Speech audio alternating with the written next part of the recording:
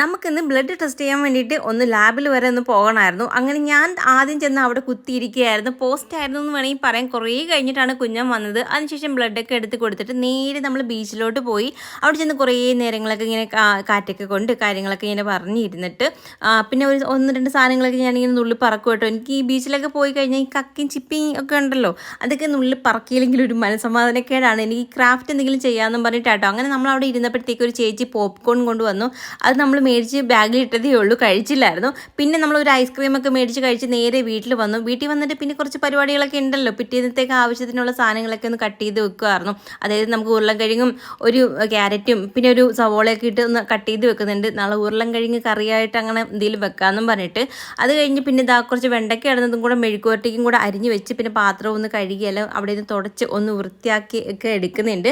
അപ്പോൾ നമ്മുടെ വീഡിയോ ഇത്രയൊക്കെ ഉള്ളൂ. മറ്റൊരു വീഡിയോ ആയിട്ട് വരുന്നവർക്കും ടാറ്റ, ബൈ, സീ യു.